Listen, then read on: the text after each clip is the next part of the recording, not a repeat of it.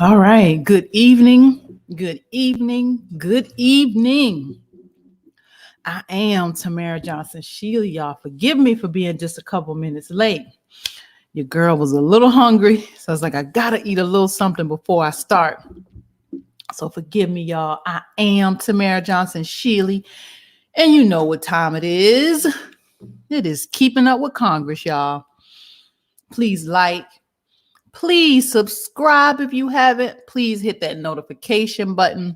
Please share this broadcast. You know I come to you Monday, Tuesday, Wednesday, Thursday, 7 p.m. Eastern to 7:30 p.m. Eastern Standard Time. Your girl has been diligent. I'm telling you, keeping up with Congress, y'all. Keeping up with Congress.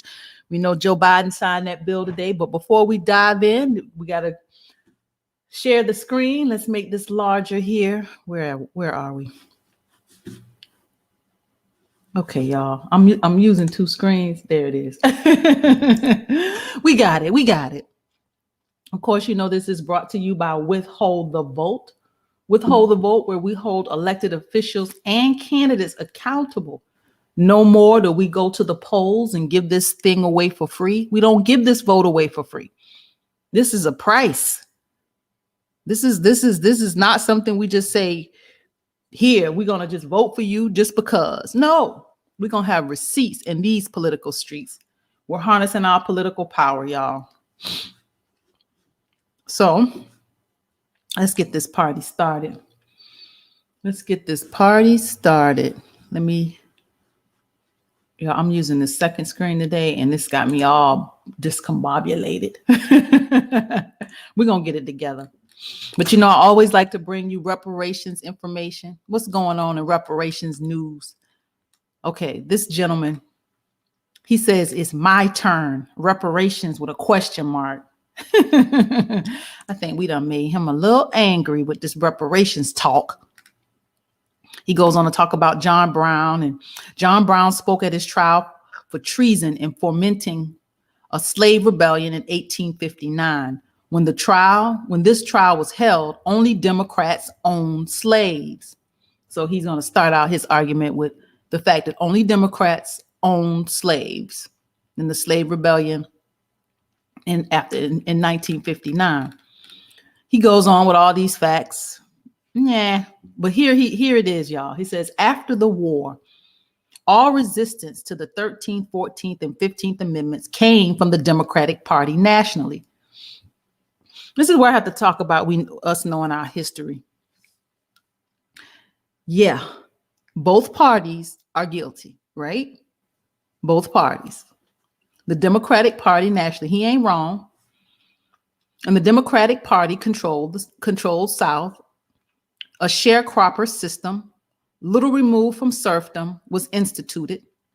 And night riders, the Ku Klux Klan, Jim Crow laws, sundown towns, and racial segregation were used in order to keep the newly freed slaves under control.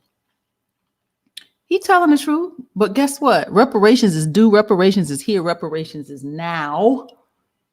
When 14% of this population only has 2.6% of this nation's wealth, and white America has 10 times the wealth of Black America, where you think they got that wealth from?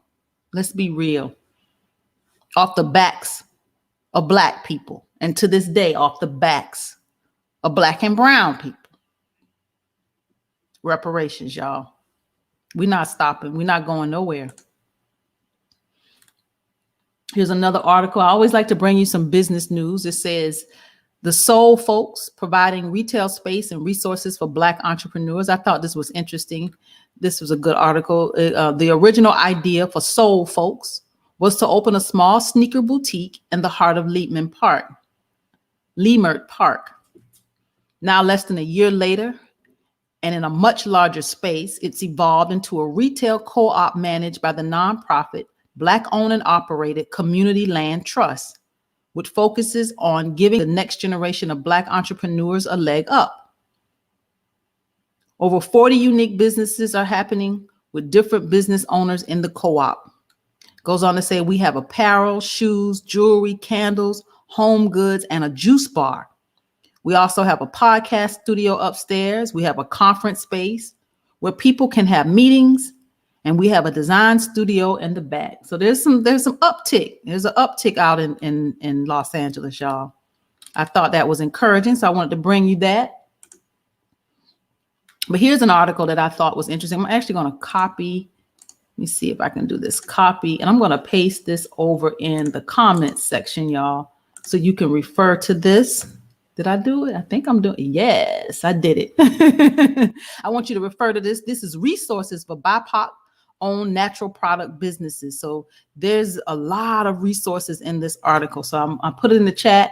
So if you are watching this in YouTube, you can go back in the chat and you can see the link to this article.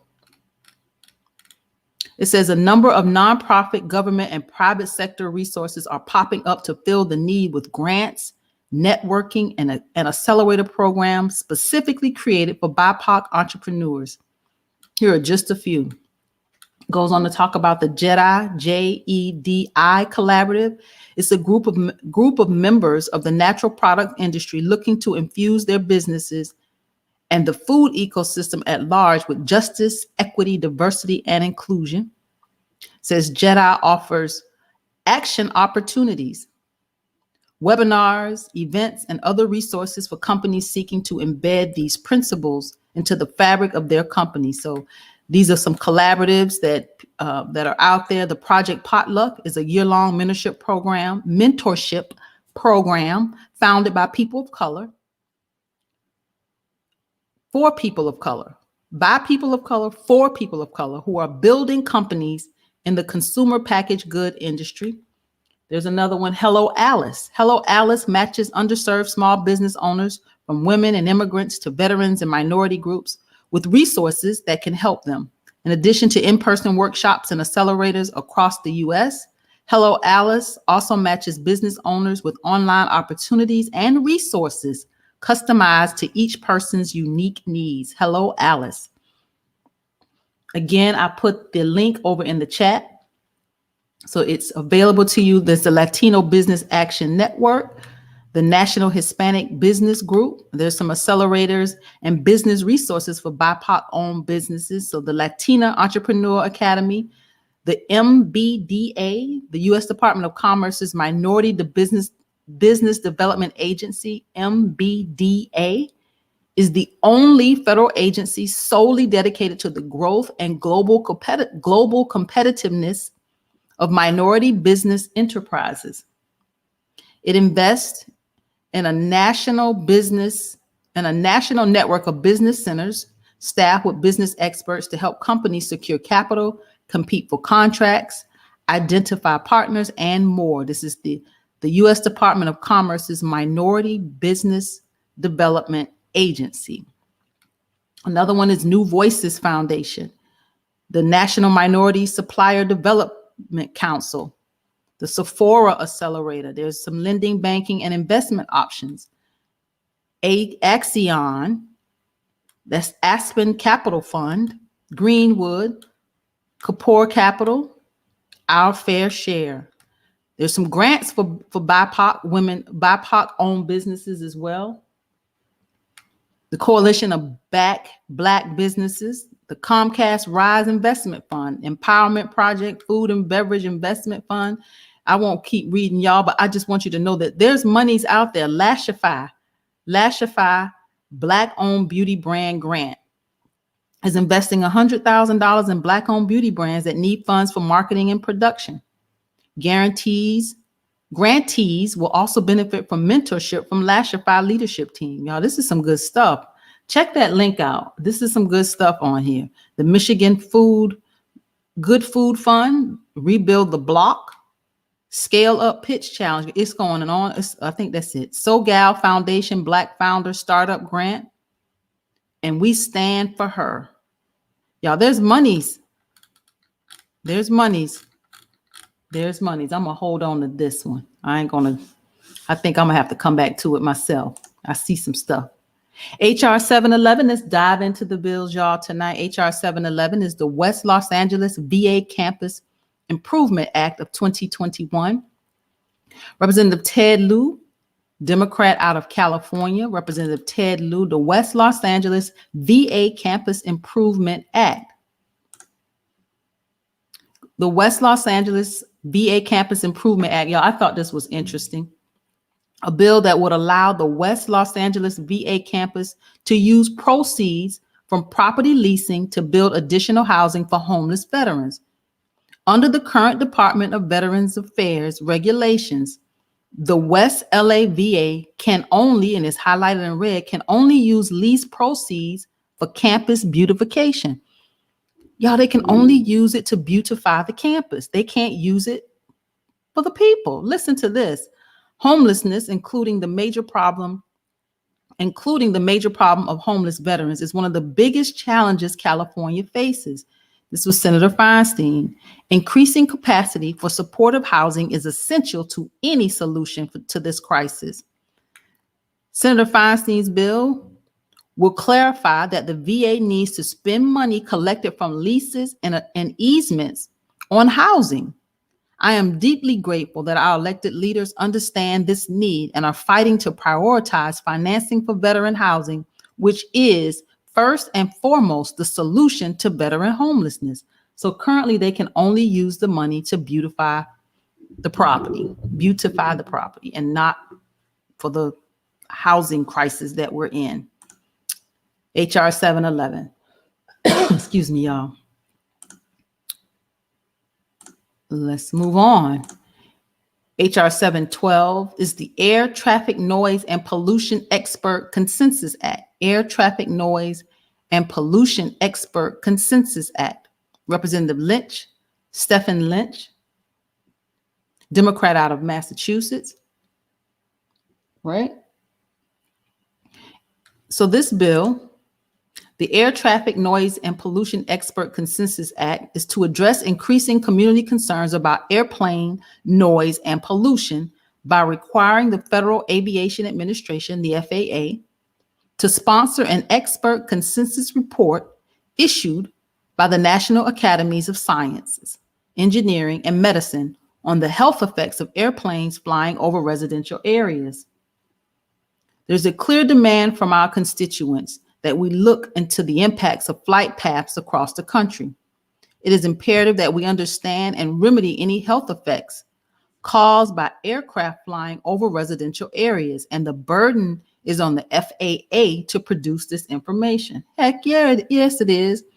I just always wonder how people live, that close to the airport, and the noise and the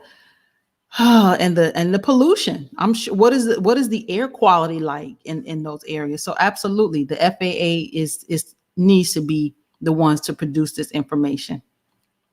So that's HR 712, Air Traffic Noise and Pollution Expert Consensus Act. HR 713 is to promote accountability and transparency in future executive orders. Y'all, this one is weird. Let me tell you why. Because it's like 5 of them.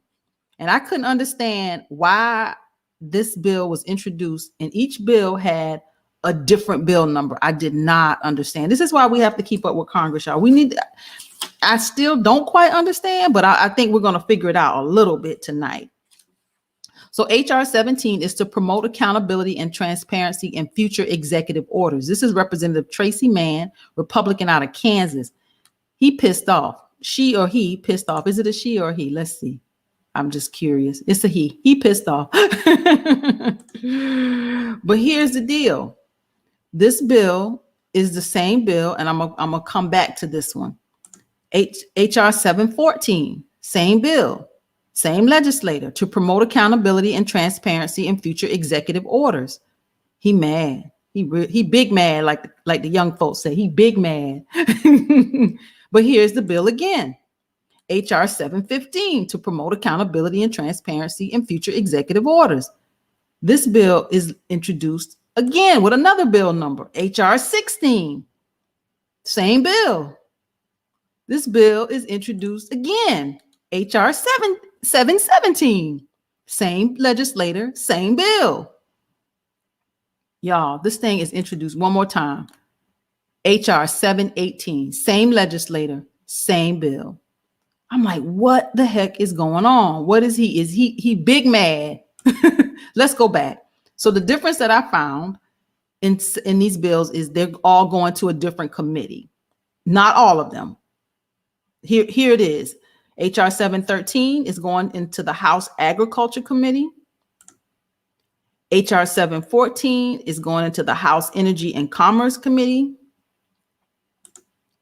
But HR 715 is also going to the House Energy and Commerce Committee. HR 716 is going into the House Judiciary Committee. And HR 717 is going into the House Judiciary Committee. So I'm just wondering, we got two bills going into one committee, and then these two are going into the Judiciary Committee. And then this one, HR 718, is going into the House Natural Resources Committee. So like I say, this man is big mad. 713, 714, 715, 716, 717, 718. All introduced by Representative Tracy Mann, Republican out of Kansas. Keeping up with Congress, y'all. Amazing. HR 719 is the Right to Test Act. And I'm like, test what? Test who? Test what? Test how? What is this? Test. Representative Patrick McHenry, Republican out of North Carolina. What is he testing?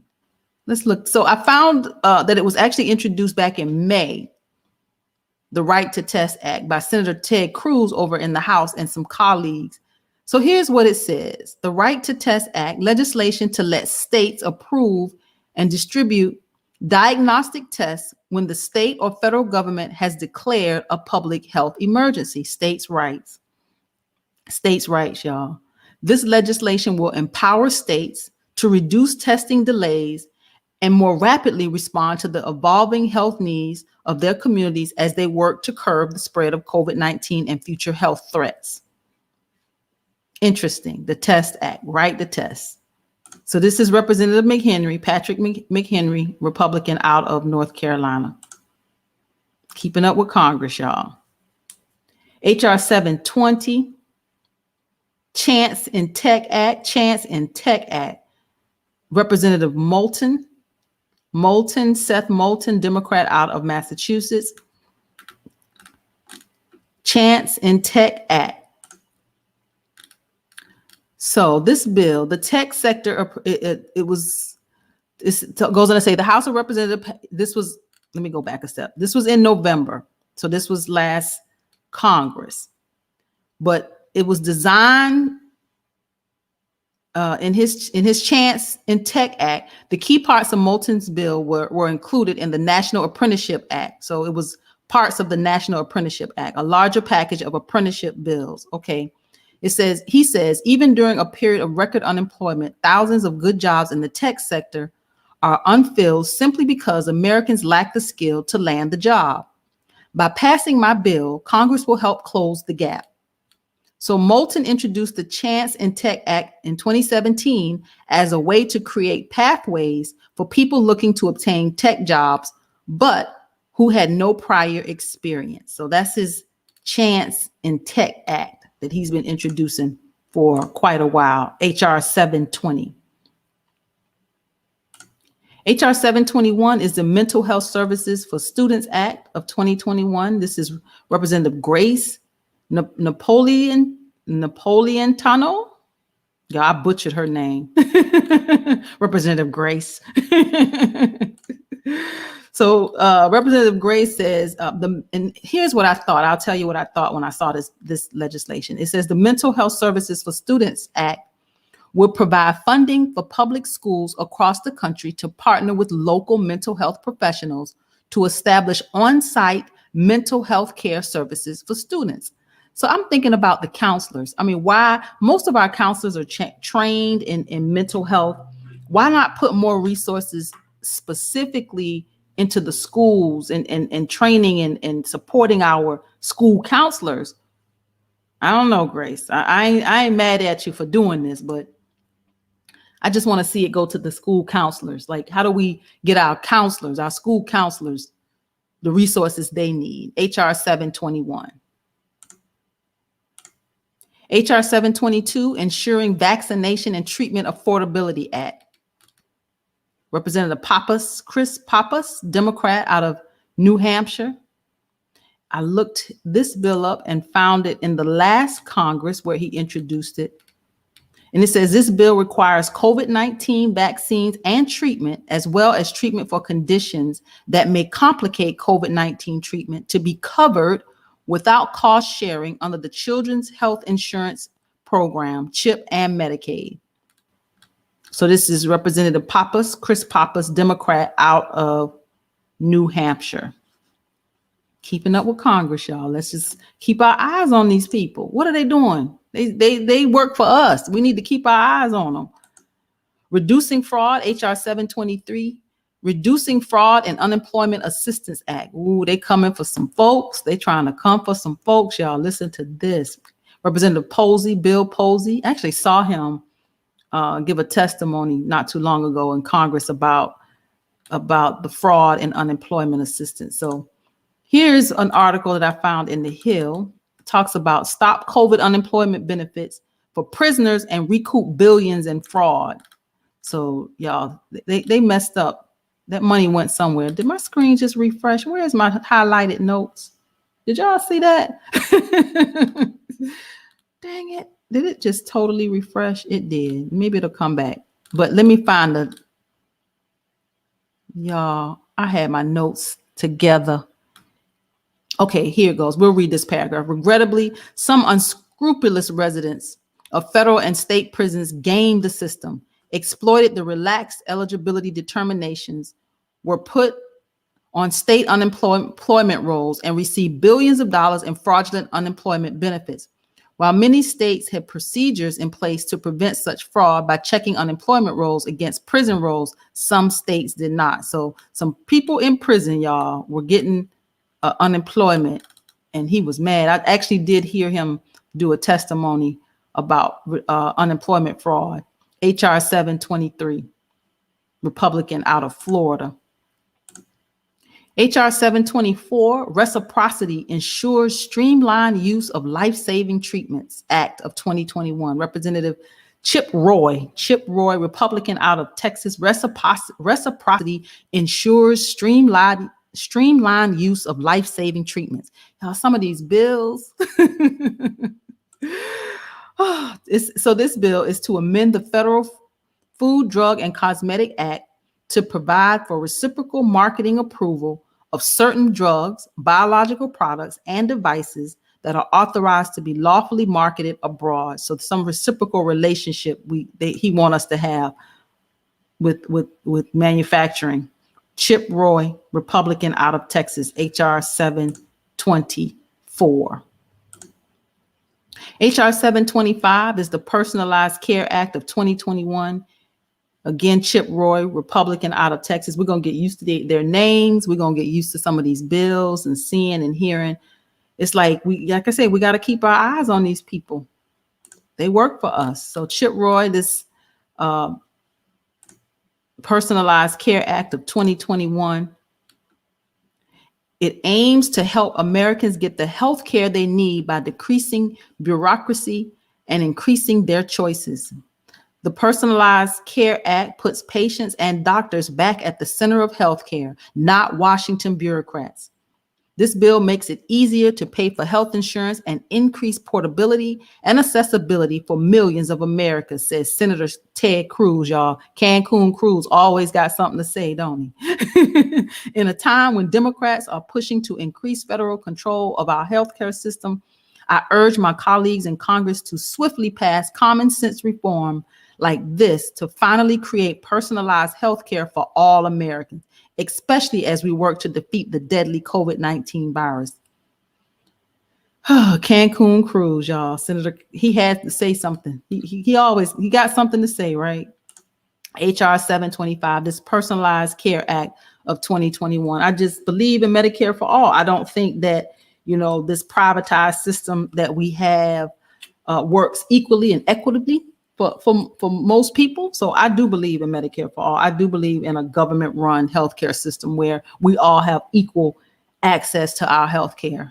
Chip Roy, you and your boy, Cancun Cruz, HR 725. So we are almost at the half hour. We're 28 minutes, 2 minutes away from the half hour. I want to thank you, y'all. We had a great week this week.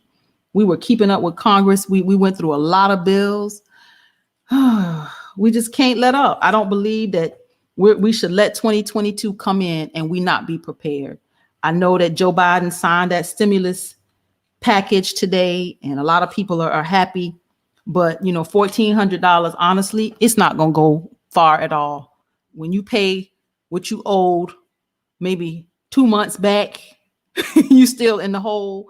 It'll buy you a little bit of time for right now, but I don't believe that this $1,400, and I know there's some tax credit for childcare and there's some positives to the bill, but I am actually going to dive in on this weekend on our Saturday broadcast. David and I have been talking, and he tends to listen to a lot of traditional media.